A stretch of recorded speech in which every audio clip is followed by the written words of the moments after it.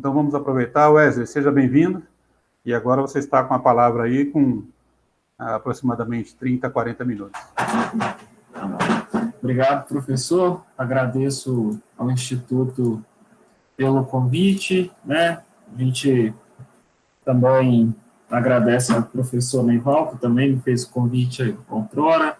Agradeço por participar, por terem me dado a oportunidade de mostrar o trabalho que eu venho desenvolvendo nos últimos anos.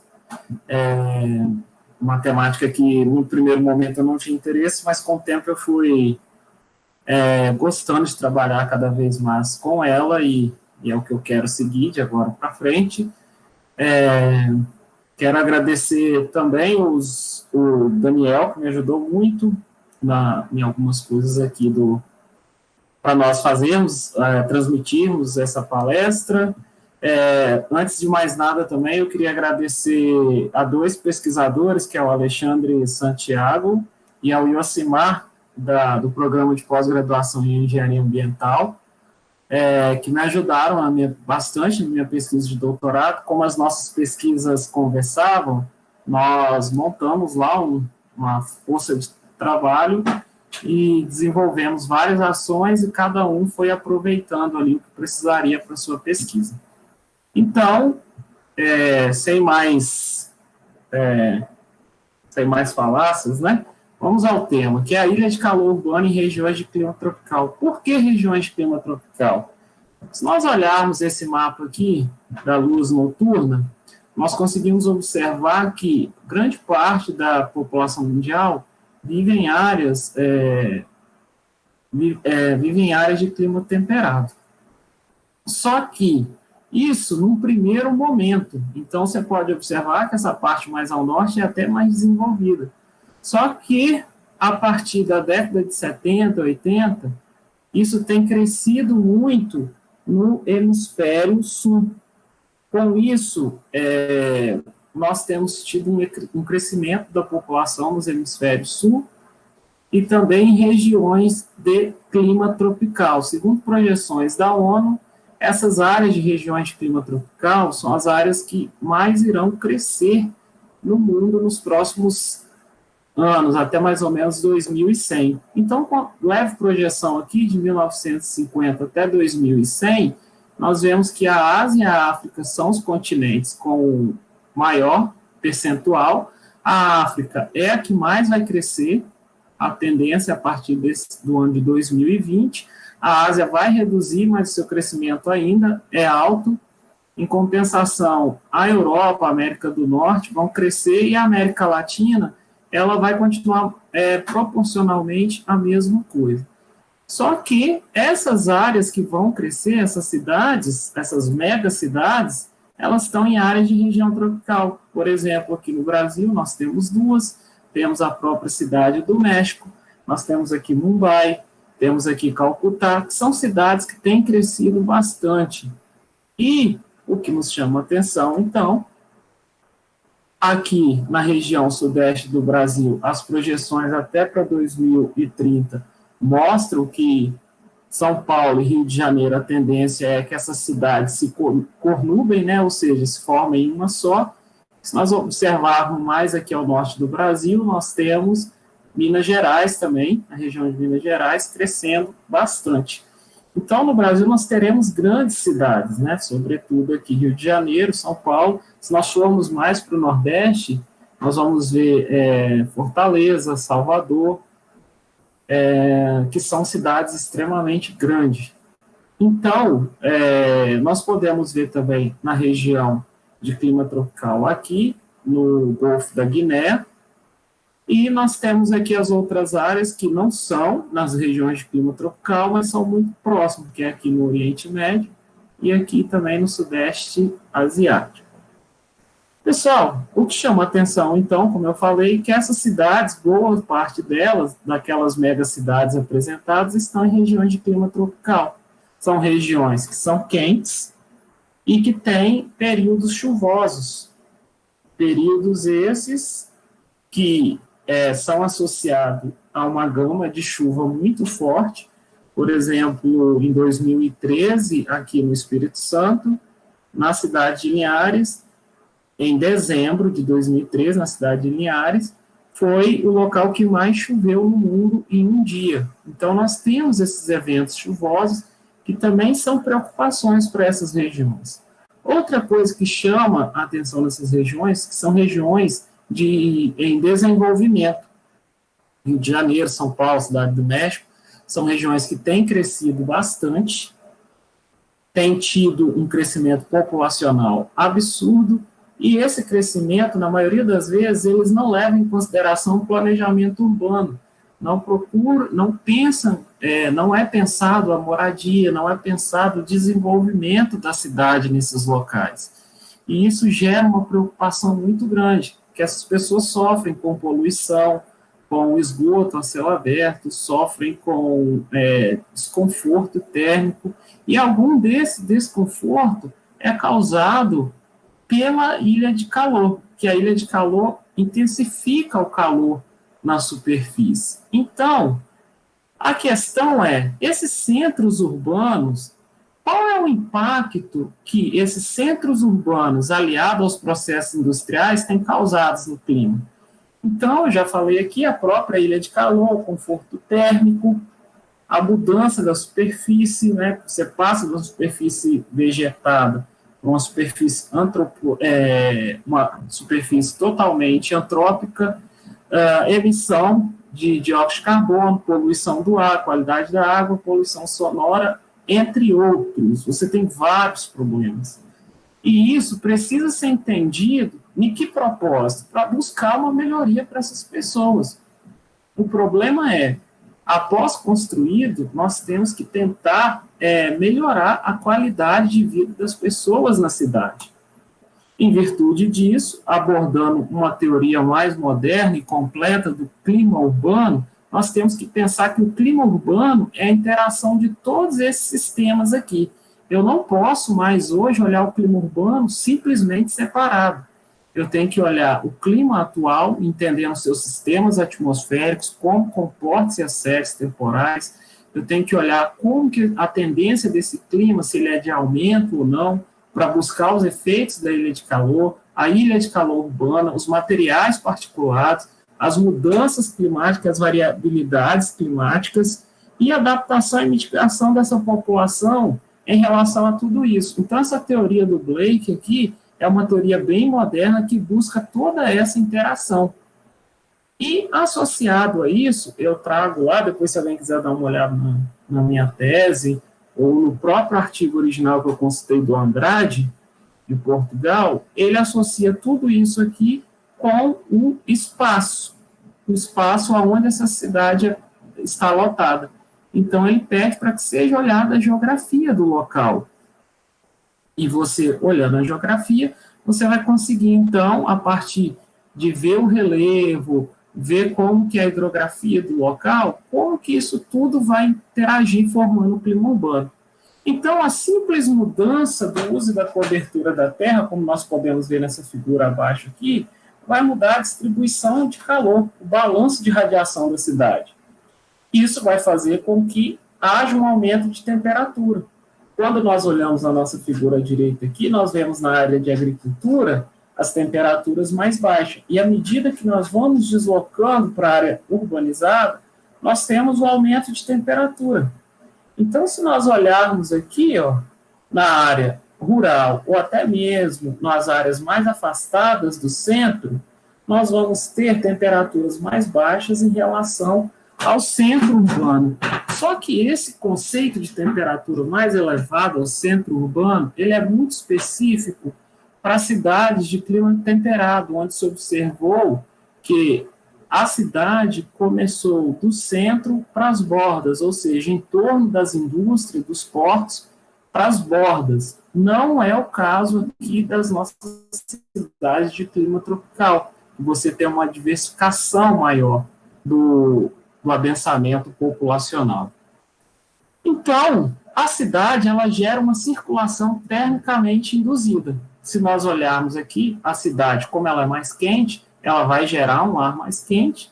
Esse ar mais quente leve, ele vai subir, vai chegar a um determinado momento, ele vai esfriar, vai descer, vai vir o ar que é da área rural, ele é frio e mais pesado, e vai de encontro para a área urbana, né? Lembrando que o ar desloca de áreas mais frias para áreas mais quentes, então vai ter essa mistura do ar aqui. Então você tem um lugar soprando o ar mais frio e denso para um lugar que o ar está mais leve e menos denso. Então nós vamos ter, por exemplo, a brisa marítima. A brisa é um exemplo dessa interação de ar, né, de circulação termicamente induzida, soprando do oceano para a cidade durante o dia, e durante a noite você tem ela soprando do continente para o oceano. E aqui está, então, a ideia do domo.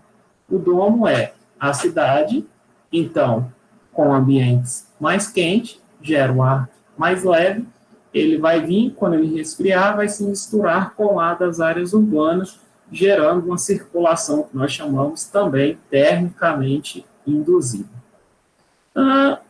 E o que faz isso? São as mudanças da superfície. Eu troquei uma superfície natural por uma superfície antrópica, eu vou alterar todas essas propriedades aqui. Não vou entrar muito, porque senão vai tomar bastante o nosso tempo.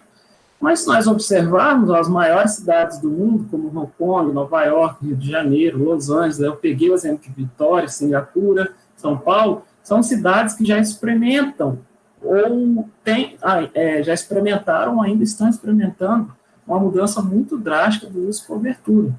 E essa mudança, alterando todas essas propriedades, vai alterar, sobretudo aqui, a temperatura local. E essa mudança em grande escala, nós sabemos que tem alterado o quê? O clima nosso.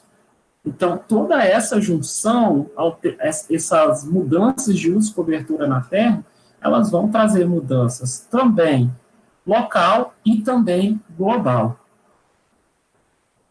E o resultado, então, pessoal? Qual o resultado? O que é o mais relevante? O que mais tem sido estudado, então, em ambientes urbanos? Isso é, as características relevantes do clima em ambiente urbano. Qual o resultado? O resultado de fonte de calor extra, ar mais seco, né? Você tem a superfície das ruas mudadas, você tem os horizontes obstruídos, você tem uma reflexão múltipla da radiação, você tem inércia térmica, efeito de poluição. Um dos eventos mais estudados e característicos é a nossa ilha de calor. A ilha de calor, então, num conceito bem mais básico, é a diferença de temperatura entre o centro de uma cidade e os arredores deles, ou a área rural. Essa distribuição ela pode ser tanto espacial quanto temporal, e também nós podemos medir a intensidade dessa ilha de calor a partir da diferença da maior temperatura, que é geralmente encontrada numa área urbana definida, e uma área rural. Aqui nós temos um exemplo, se você observar aqui, uma imagem de infravermelho, nós pegamos a cidade mais quente, a atmosfera dela aqui mais acima, e sobre ela aqui, na atmosfera um pouco mais livre, não tendo influência menos quente.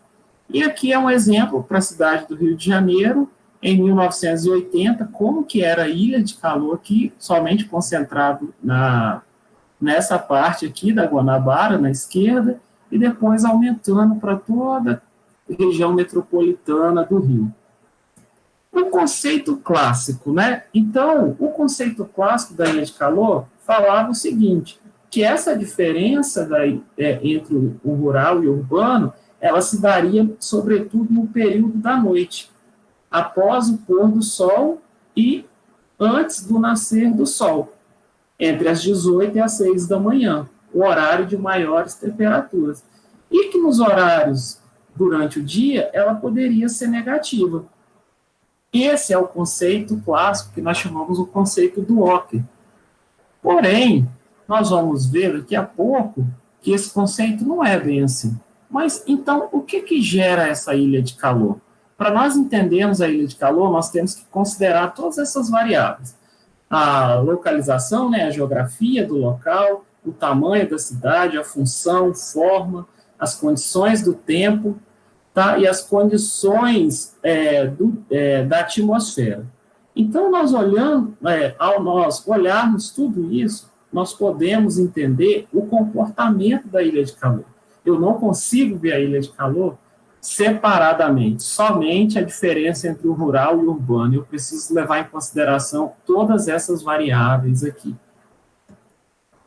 Com isso, nós chegamos aos 3 tipos de ilha de calor. A ilha de calor atmosférica, ou a ilha de calor que nós chamamos a vertical.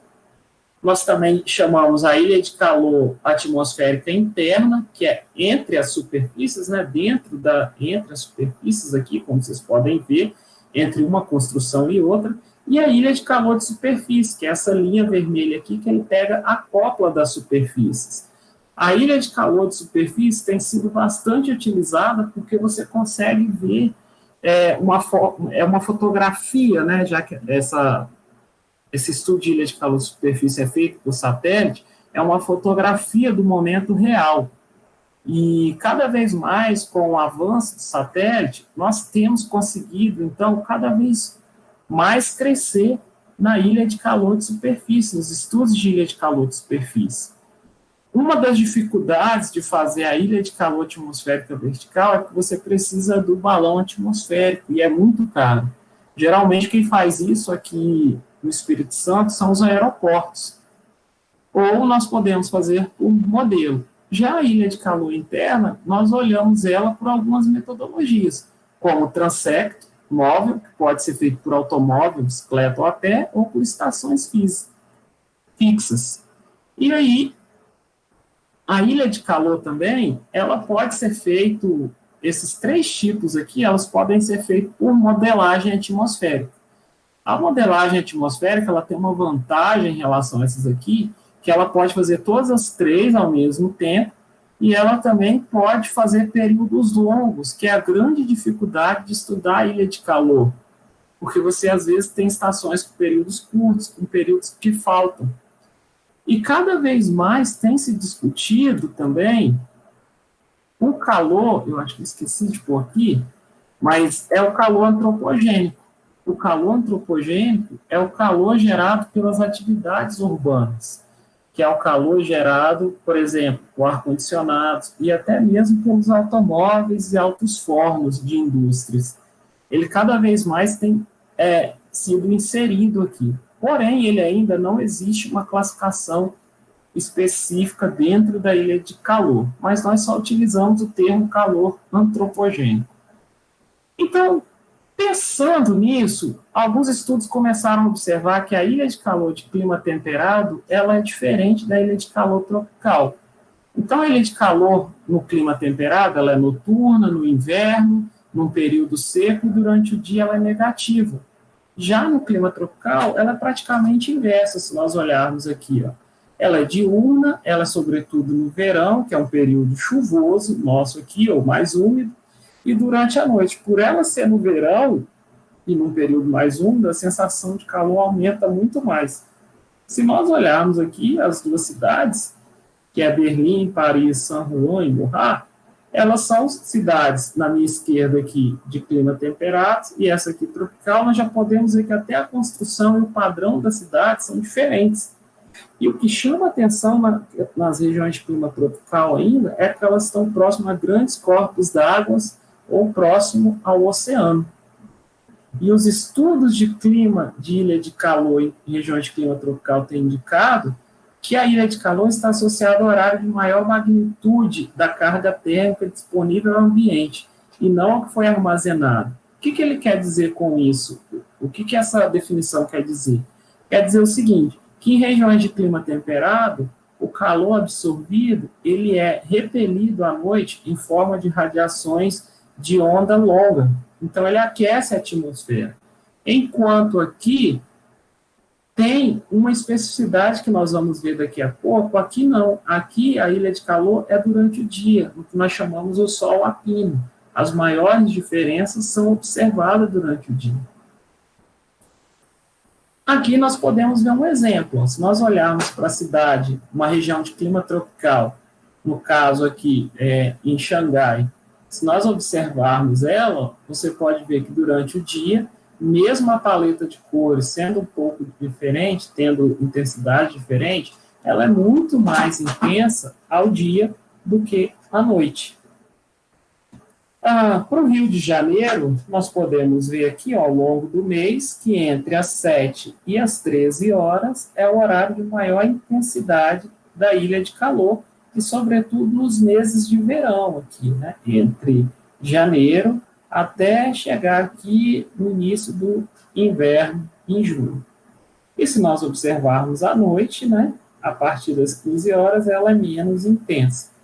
Então, isso vai se configurando a ilha de calor em regiões de clima tropical. Na Cidade do México, no primeiro estudo que foi feito, eles observaram que o centro realmente foi mais quente. Porém, como o Jauregui usou o processo de interpolação com muito mais estações faltando, esse estudo dele não foi tão conclusivo.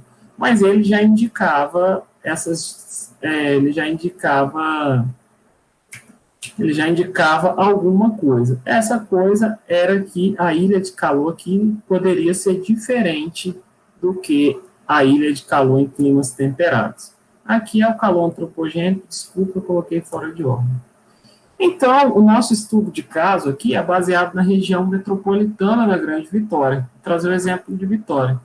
Então, Vitória aqui, nós podemos ver, né, está no sudeste do Brasil, próximo ao Oceano Atlântico, e a região metropolitana é formada por 7 municípios, tá, que é Vitória, a nossa capital, Serra e Vila Velha, que são os 2 maiores municípios do estado, juntamente com Guarapari, Viana, Cariacica e Fundão, que é o menor dessa área. Ao olharmos aqui, nós observamos que nos municípios de Vila Velha, Vitória, Serra e Cariacica, e também aqui em Guarapari, são regiões que possuem um adensamento urbano muito maior. Olhando aqui, isso fica bem claro quando nós vemos a mancha urbana. Essa área aqui em azul é o nosso Oceano Atlântico, nós temos bastante corpos d'água para dentro do continente. Toda essa região aqui é uma região montanhosa, como vocês podem ver, e essa complexidade do relevo também é bem complexo entender o comportamento da ilha de calor aqui. A região metropolitana da Grande Vitória, ela também recebe influência dos sistemas atmosféricos do sudeste do Brasil, né, os mesmos, que são frente fria, a alta subtropical e a zona de convergência do Atlântico Sul. Aqui também nós temos, sobretudo, uma forte influência das brisas marítimas, coisas que você não vê em alguns locais da região sudeste, né? Por exemplo, em Minas Gerais. Mesmo sabendo que a brisa adentra aqui no continente, algumas regiões de Minas não sentem esse efeito. Então, esse aqui é o processo de ocupação de Vitória. Você tem que ele é intensificado a partir da década de 60, né, 70. Ele já aparece aqui, bem concentrado na região de Vila Velha, Vitória. Depois nós temos, no segundo momento, Serra crescendo, e o sul de Vila Velha, e Cariacica também, Viana crescendo, e depois expandindo para Fundão e Guarapari. Então, em virtude disso, nós vamos entender o clima de Vitória, da região metropolitana. Nós fizemos esses dados aqui a partir dos dados da Delaware, que são os dados de reanálise, que é uma junção de dados de satélite, modelos e de estações, tanto fixas como estações sobre o oceano. Então, nós separamos em dois grandes períodos, conforme a literatura de urbanização de Vitória mostra. Um período de 1944 a 79 e depois de 1980 a 2015. Por que esses 2 períodos? Até 1970 é o período que a urbanização estava bem no início em Vitória. A partir dele, ele se intensifica. Então, esse segundo subperíodo aqui é o período de mais urbano vivenciado na região metropolitana. E mesmo que pequeno, nós vemos uma tendência de aumento nas temperaturas da região metropolitana. Nós vemos aqui também, quando olhamos esses 2 períodos, nós vemos que o segundo período as temperaturas foram maiores. Sobretudo, as maiores mudanças foram no período do inverno, onde está se experimentando a maior sensibilidade na mudança das temperaturas aqui local. Então, nós observamos que, nesse período aqui, de 1980 a 2015, nós encontramos a maior mediana e a maior média. Elas são superiores à média do período todo, bem como ao primeiro período. Outra coisa que nos chama a atenção é que a mudança experimentada aqui na região metropolitana, em média, foi positivamente 0,24 graus, enquanto que no Brasil, no estudo do Marego, indica que no Brasil a mudança foi 0,75, enquanto o IPCC fala que várias regiões da Terra têm experimentado mudança entre 0,5 e 1,3, ou seja, a mudança de uso e cobertura também tem influenciado a nossa região metropolitana. Em São Paulo, nos últimos 100 anos, por exemplo, teve um aumento de 0,6 graus. A taxa mais rápida de crescimento em São Paulo, ela por década, é 0,27, enquanto aqui em Vitória, a nossa taxa nos últimos 72 anos deu 0,6 e por década 0,06. É bem diferente de São Paulo, é menor, devido ao processo de urbanização ser diferente. Outra coisa que nos chama a atenção foi que Vitória também, as temperaturas tiveram variabilidade de acordo com alguns fenômenos, sobretudo o El Niño de 98, foi o ano que ela mais experimentou essa mudança, e os anos, a partir dos anos 2000, os 9 anos de toda a nossa série apresentou 9 anos mais quente. Ficou meio confuso, mas vou explicar de novo. Entre 1944 e 2015, a partir do ano de 2000, nós tivemos 9 anos mais quentes de toda a série temporal, indicando o processo de urbanização, a intensificação desse processo, como que aqui tem mudado bastante Vitória, e isso vai nos ajudar a entender a nossa ilha de calor. Então, para estudar a ilha de calor, nós pegamos 6 estações, sendo a estação de Vila Velha a nossa referência como rural, e todas as demais, elas são consideradas áreas urbanas. Essa de Carapina aqui, ela está muito próxima a uma área vegetada, só que o Alto Forno também está bem aqui do lado, isso mostra uma influência direta nessa estação, aeroporto, na UFES, na região de Santa Maria, em Vitória, e aqui em Cariacica. Então, nós podemos observar, se dividirmos os horários em 3, o primeiro é a nossa média geral, o segundo é ao dia e o terceiro é à noite, as maiores temperaturas são observadas ao dia, sobretudo na estação de Carapina e Cariacica, e as menores à noite, e continua a temperatura de Carapina sempre maior. A estação do aeroporto, que é o azul aqui, ela apresenta um comportamento um pouco diferente, porém, no nosso estudo, não ficou tão conclusivo o porquê. Nós propomos até analisar melhor depois esse comportamento no aeroporto. Com isso, nós temos o seguinte, que durante o verão e também na primavera, nós temos as maiores temperaturas, sendo Carapina e Cariacica sempre as maiores, tá?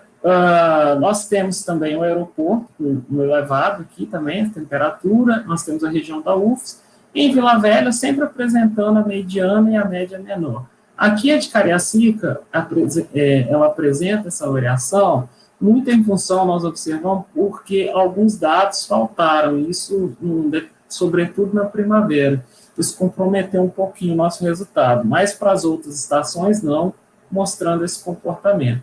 Quando nós analisamos, nós vimos o seguinte, que a região de Vila Velha realmente tem um comportamento de estação rural, Carapina, Cariacica e as demais urbanos. Por quê? Porque as maiores temperaturas se encontram aqui. Durante o dia, as maiores temperaturas na região de Cariacica e Carapina, são essas duas áreas aqui, e as demais. O aeroporto, como eu falei, ele tem um comportamento aqui no final que está indicando um leve aquecimento após o pôr do sol. Isso nós propusemos o seguinte, além de um estudo futuro, é a proximidade com corpos d'água ali e vegetação, que pode estar influenciando devido à produção de calor sensível, e também a própria proximidade da estação com a pista do aeroporto, e também com o que nós chamamos aqui a reta do aeroporto, que é uma pista do lado de fora do aeroporto. E aí, quando nós olhamos a intensidade da ilha de calor, realmente, no verão e na primavera, elas são mais intensas na estação de Caracica e Carapina. Durante o dia, ela é mais intensa, tá? Outro fator que nos chama a atenção aqui foi o grande quantitativo de ilha de calor negativa. Isso nos chamou a atenção e nós observamos que alguns estudos têm já sido levantados questionando essa ilha de calor negativo em regiões de clima tropical. Não questionando a não existência, mas sim buscando entender os processos físicos que levam a ela. É tanto que a conclusão do nosso estudo foi sugerir uma linha de pesquisa que estude a ilha de calor negativa nas regiões de clima tropical. Então, nós podemos observar que a ilha de calor aqui, nossa, ela é mais intensa entre as 9 e as 14 horas. Porém, o que nós observamos é que ela é contínua, a partir, mesmo aqui no aeroporto, ela dando aqui 0,01 negativo, essa média aqui, ela sempre tende a ser positiva. O que nós fizemos? Nós reduzimos todas essas estações, menos a de Vila Velha, para ver a intensidade da ilha de calor. Então, nós vimos que ela sempre é contínua. Então, a ilha de calor nossa aqui em Vitória tem alguns episódios negativos? Tem, mas ela é mais intensa durante o dia e também ela é contínua, ou seja, ela é intermitente, ela não para, porque à noite ainda, devido ao tipo de relevo e ao tipo de uso de construção que nós temos, o calor não consegue ser todo liberado, além a brisa que vem do continente, como ela é mais fraca, ela não é suficiente também para resfriar o ambiente. Então, a nossa ilha de calor ela é contínua. Aí você imagina, você pega uma região igual Caracica e Carapina, que tem um adensamento urbano aqui na região metropolitana muito intenso, a sensação térmica, o desconforto térmico, o gasto de energia com ar-condicionado ou para minimizar os efeitos no ambiente é muito grande. E aí nós analisamos a ilha de calor de superfície e ela confirma que as regiões de Vitória e Serra, Vila Velha e Cariacica possuem as maiores temperaturas. Aqui nós fizemos por classe. Essas 3 últimas classes aqui são as classes urbanas, onde estão as maiores temperaturas de superfície para a região.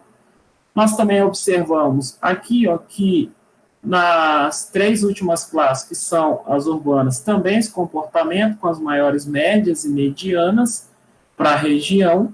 Os maiores desvios é encontrado aqui na região 33, que são as regiões industriais, comércio e transporte. Essas 2 aqui, que são específicas para residências, elas já têm os comportamentos um mais próximo para outro. Ou seja, a maior produção de calor, ou seja, a ilha de calor superfície, ela é mais forte em regiões onde nós encontramos as indústrias e onde há um comércio e onde há uma questão de logística, o transporte muito forte.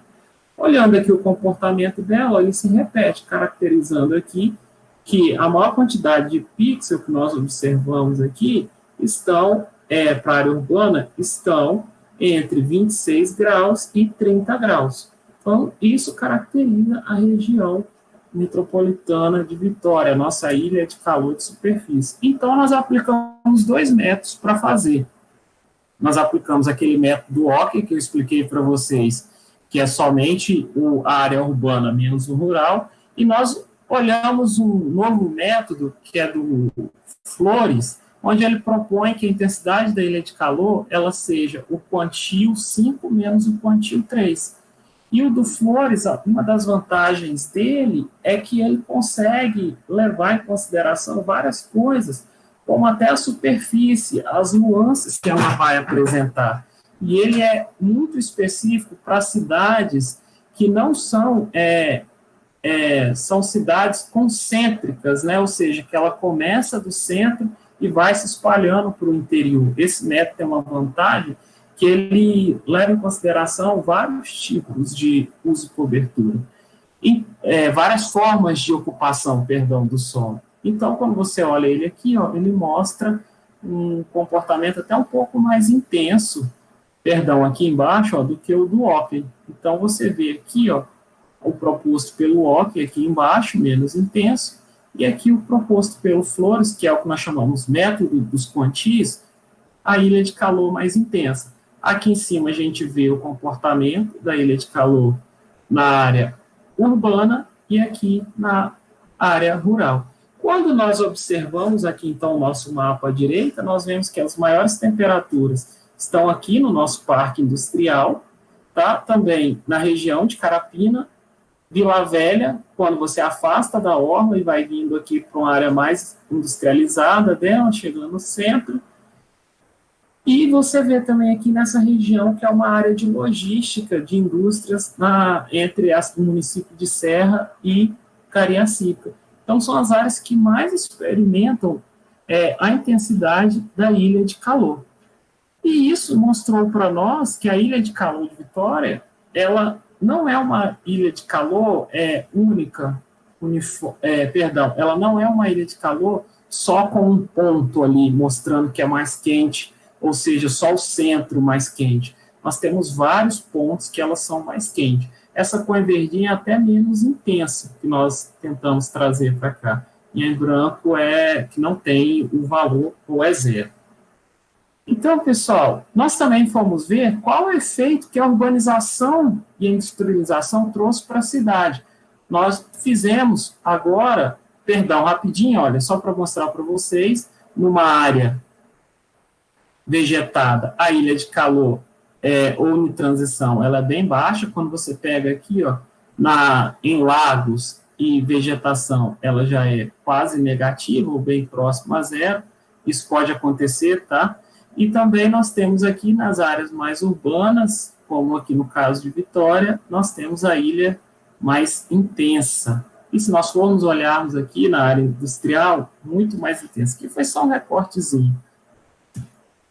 Nós tivemos que fazer o estudo numérico. O estudo numérico, o que nós fizemos? Nós simulamos 2 cenários. Um cenário só com vegetação e outro só com a área urbana, ou seja, uso do solo atual. Então, nós vimos que, em média, a cidade é até 5 mais, em alguns pontos, é até 5 vezes mais quente, caso aqui fosse a mata nativa, que nós consideramos aqui tudo Mata Atlântica. Então, nós podemos ver que a cidade tem contribuído para o aquecimento da atmosfera local, em média, até 5 vezes, sobretudo no horário de meio-dia, a partir das 8 horas da manhã, e, sobretudo, a partir das 10, ele começa a ficar mais intenso e depois, com o pôr do sol, vai diminuindo, porém, o calor ainda continua sendo gerado. Quando nós olhamos aqui às 23 e até às 6 da manhã, a ilha de calor ainda continua ativa, ela minimiza, porém, ela não termina.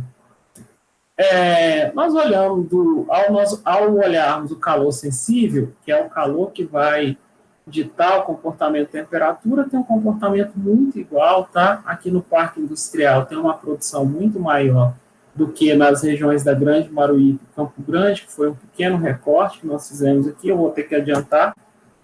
A produção de calor latente, nós podemos ver uma produção muito grande aqui na borda, que ela é gerada pela convergência do ar. Lembra que eu falei que na cidade, devido ao aquecimento da atmosfera, gera uma circulação interna e essa umidade todinha não penetra suficientemente para dentro do continente devido à convergência dentro das cidades. Outra coisa que nós observamos é que no dia 30, às 9 horas da manhã, a brisa marítima ela entrou primeiro na cidade do que se fosse num cenário somente de vegetação. Então, aqui você pode ver que o vetor do vento vira primeiro, ele fica mais intenso primeiro, enquanto no vegetação ainda não tinha virado, e aqui depois eles já se aproximam, porém ainda continua mais intenso no cenário cidade. Então, a umidade específica vai nos ditar como que essa umidade está sendo transportada para dentro do continente, e nós pudemos, então, observar que, devido à produção de calor dentro da cidade, essa umidade fica retida. mesmo com a brisa, ó, ela não consegue penetrar para dentro do continente devido à convergência do ar. Então, você pode ver que ela fica aqui, ó, em regiões próximas, né, à frente da brisa, fica estacionada aqui, nessas regiões onde tem um processo de urbanização mais denso, que aqui também a nossa costa, a linha de costa é bastante ocupada, e isso no horário que a brisa é mais intensa, entre meio-dia e também entre as 15 horas, e depois nós vemos também na atmosfera vertical. Então, nós podemos ver, esse cenário aqui é o nosso cenário cidade, esse de baixo e de cima é a vegetação, que na cidade, ó, a ilha de calor intensifica a distribuição vertical da temperatura, atinge níveis bem mais altos, tá? Você pode ver pelo aumento da temperatura aqui, e também influencia a circulação de vento aqui por essas linhas tracejadas aqui, muda totalmente. Vou passar bem rápido aqui é um outro recorte, nós podemos ver que a cidade está muito mais quente do que se aqui fosse vegetação, moldando a nossa atmosfera aqui local. Uma sugestão poderia ser, para minimizar isso, é o próprio design urbano, que seria o quê? Você mudar a sua estrutura, mudar o planejamento. Aqui é um exemplo para Seul, na Coreia, que eles fizeram essa mudança, trocaram toda essa área urbana e optaram por lagos para quê? Para mudar o clima urbano local. Outro exemplo seria você fazer fachadas verdes ou, né, alguns terraços verdes também.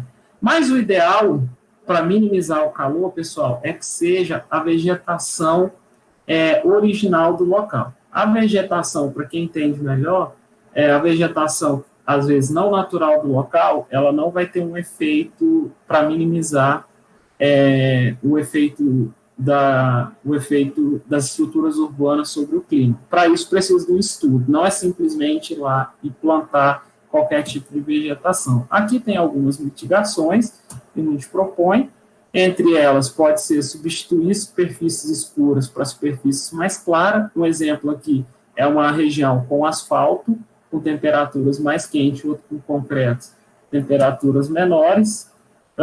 A questão da vegetação nas ruas, isso muda a temperatura. E outra coisa aqui, projetos, projetos que visam desenvolvimento sustentável.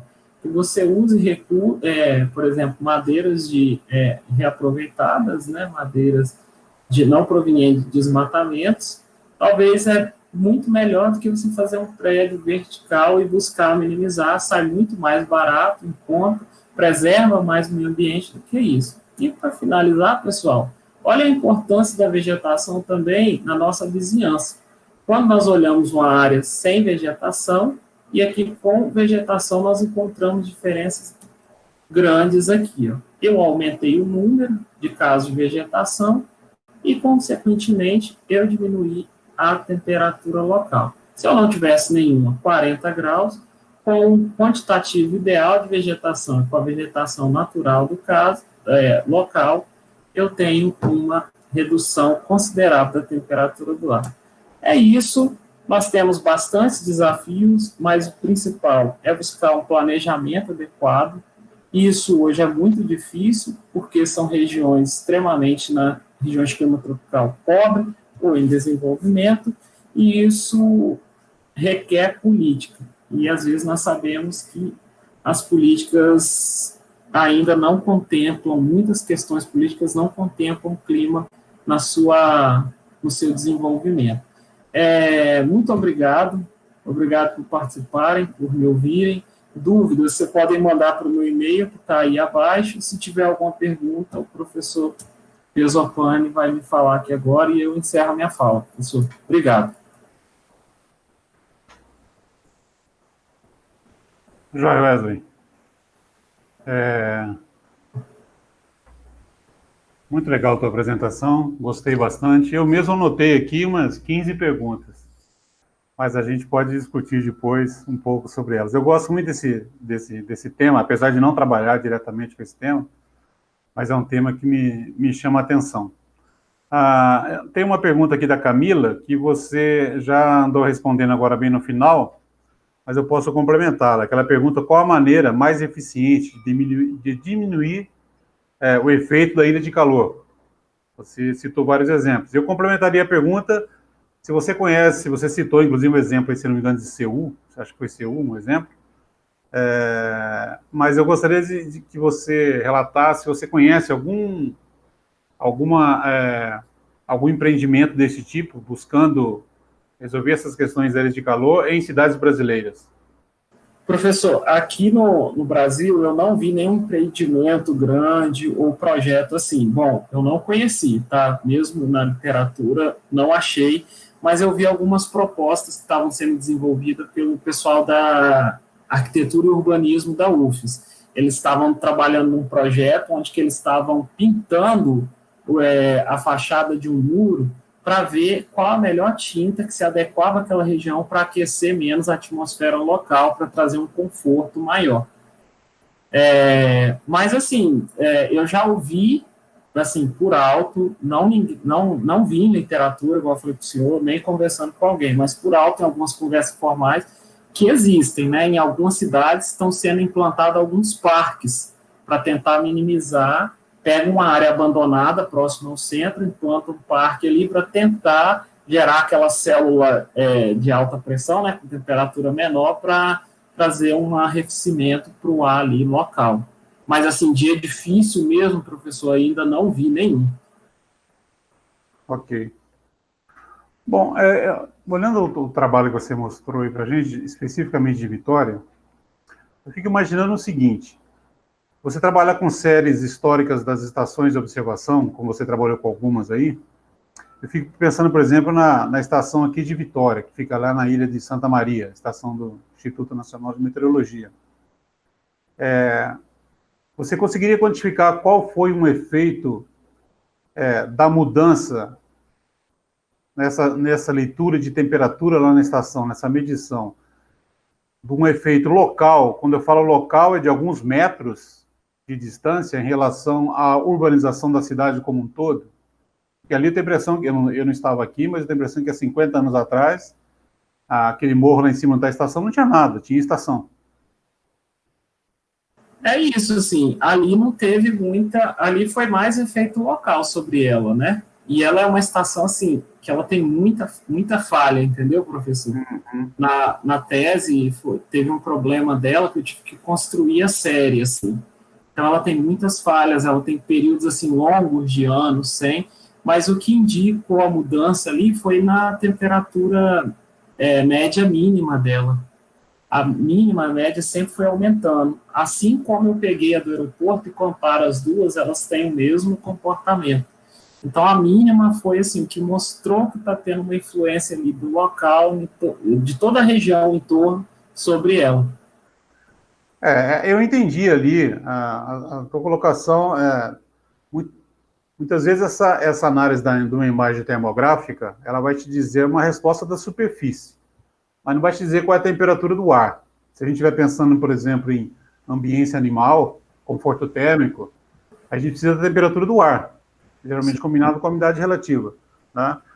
Mas e você não acha que seria possível modelar, fazer algumas amostragens no campo, fazendo amostragens de temperatura do ar, por exemplo, com algum veículo móvel ou estações temporárias, e medir ao mesmo tempo com um termográfico ou usar a imagem de satélite, e depois tentar modelar isso, o comportamento da temperatura do ar em função de dados da superfície? Porque eu acho que para uma cidade como Vitória, porque, por exemplo, se você pensar a ilha de Santa Maria, onde está a estação, mas se você comparar com a Praia do Canto, com o Jardim Camburi, as mudanças lá foram muito maiores, quer dizer que o impacto foi muito maior, e esse impacto a gente não consegue medir, porque não tinha estação lá. Tem trabalhos que modelam isso? É possível fazer esse tipo de modelagem? Então, agora nós temos tentado fazer isso, fazer essa modelagem. Nós pegamos e pegamos a estação e comparamos com o pixel de satélite no local. Só que tem dois problemas. Como você trabalha com satélite, o pixel extrapola muito a área. E aí, por isso que nós optamos, na maioria das vezes, você tem uma série temporal muito mais limitada, mas nós optamos trabalhar muito com o Landsat, porque o pixel dele já é de 30 metros, o Landsat 8, e nós conseguimos quebrar o pixel e transformar para 15 metros. A gente consegue fazer essa alteração no pixel, diferente quando você trabalha com mods, que ele trabalha entre 1 km a 5 km, a célula dele. Nós conseguimos, às vezes, reduzir no máximo para 250 metros, isso já é um efeito, já pega um entorno muito diferente, mascara, e aí nós comparamos. Sempre a temperatura por satélite, ela sempre vai ser maior, professor, porque a gente converte a onda longa em níveis de cinza e depois em temperatura. E aí ela sempre é maior. E aí quando você aplica aquela correlação de Pearson, ela tem o mesmo comportamento, porém elas são bem distantes. O ideal agora é, a partir desse gráfico, você pode modelar para poder estimar. E é isso que as pessoas têm feito hoje em dia. Assim, tem vários trabalhos já no topo que têm feito isso, que é o único jeito. Me parece que cabe bem aí um trabalho com drone, com alguma coisa assim, para desenvolver um modelo melhor, né? Bem melhor. Se você fizer um sobrevoo com uma termográfica aí a 100 metros de altura, uma boa termográfica, aí você vai ter condições de, e ao mesmo tempo, monitorar as condições de superfície com estações móveis. Eu acho que você conseguiria modelar para depois poder usar as séries históricas de satélite. Isso. Nós temos feito também com os modelos, né? Nós colocamos os modelos, porque hoje, como você consegue, igual no meu trabalho, nós pegamos o WRF, que é o modelo básico que nós usamos, quebramos o uso do solo, ou seja, tiramos aquele uso do solo e colocamos o uso do solo para cá. Aí eu trabalhei com resolução de 0,5 metro, que é a ortofoto aqui da região metropolitana. O grande problema era, quando eu convertia para dentro do modelo, ele interpolava mais. Pelas grids do modelo, ele interpolava com área maior. Mas, pelo menos, ele já considerava mudanças substanciais. Então, você conseguia pegar muita coisa que, com o uso do solo original do modelo, você não pegava. E aí nós estamos tentando fazer toda essa junção, assim, para agora, para o futuro, né? Para tentar fazer um estudo cada vez mais detalhado, entender melhor as mudanças, porque o primeiro estudo foi feito, que fizemos num campo maior. Agora a ideia também é reduzir os campos, entender a ilha de calor negativa, onde que ela é mais, né, ela é mais comum, nós observamos em alguns pontos, mas para isso, assim, precisa, assim, montar uma linha de pesquisa para isso, né, porque tem um campo enorme de trabalho. Ok, joia. Só fiquei com uma última dúvida aqui que eu anotei. Por que você acha, por que você acha que a espécie que eu vou escolher para fazer um bosque, um parque, por que você acha que a espécie pode ser importante? Então, isso eu descobri quando eu dei uma palestra. Eu estava em Ares dando uma palestra para a prefeitura lá, e aí nós estávamos falando, era um outro tema, e aí o palestrante lá, ele era doutor também nessa área de vegetação. Ele disse o seguinte, que ele estava participando do projeto de arborização de Linhares, que, por exemplo, eles colocaram, tinha uma avenida, aí ele mostrou lá, tinha uma avenida com coqueiros não, aquelas palmeiras gigantes, e uma outra avenida com as árvores nativas do local. O entorno do uso do solo era bem semelhante, então, assim, não tinha muita diferença, porque era uma rua na frente e outra na rua atrás. Não, perdão, na mesma rua, no início e lá no final. E aonde tinha os coqueiros, as temperaturas muito superiores, e aonde tinha vegetação nativa, as temperaturas eram menores. E aí ele trouxe alguns exemplos de outros lugares do mundo que foram feitos esse processo dos dois jeitos e que, no final, acabaram depois mudando para vegetação nativa. Aí ele trouxe o exemplo de Curitiba, que foi feito assim, e trouxe um exemplo de Mato Grosso do Sul. Aí... eu concordo que o tipo de vegetação pode, se você usar assim, só uma espécie de um tipo, só outra espécie de um tipo, você pode encontrar diferença. Eu diria que a espécie, a rigor, a espécie que transforma mais o saldo de radiação em fluxo de calor latente, vai ser a melhor espécie para regular as condições, que ele vai usar mais energia para evaporar a água, vai sobrar menos energia para o calor sensível. Mas eu não diria uma nativa ou não, porque se você pegar, por exemplo, uma espécie CAN, ela não vai ter efeito quase nenhum durante o dia. Mas tudo bem, era só uma curiosidade, eu queria saber. Não, mas é bom que depois eu discuto com o senhor e a gente pode aprofundar essa. Gostei. Vou perguntar para o Wagner aqui. Wagner, nós temos alguma pergunta? Mais alguma pergunta de algum palestra? Não, foram só essas. Bom, como nós já estamos aqui, já são 2h30, já extrapolamos o nosso tempo, Wesley, eu gostaria então de agradecer a sua participação. Eu gostei muito do assunto, é um assunto bem atual, tá? Tem bastante gente trabalhando com isso e buscando fazer estudos mais de perto para entender melhor. É um assunto atual, foi bem explicado. Legal que foi um exemplo aqui, feito para Vitória, isso é muito interessante.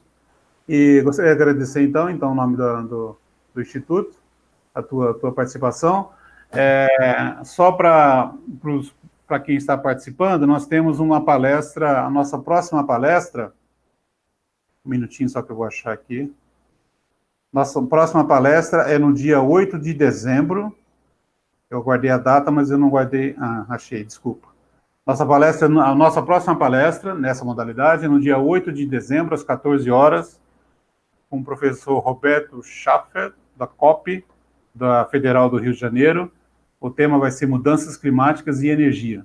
Tá? Então, nós vamos divulgar mais próximo também, e contamos com a presença de todos. Então, mais uma vez, agradecemos, e até onde eu sei, esqueci de perguntar para o Daniel, mas até onde eu sei, logo essa palestra vai estar disponível também, ela foi gravada, ela estará disponível lá nos arquivos do Instituto, para quem quiser assistir em outro momento. Então, muito obrigado a todos pela presença. Até logo. Tchau, pessoal. Obrigado.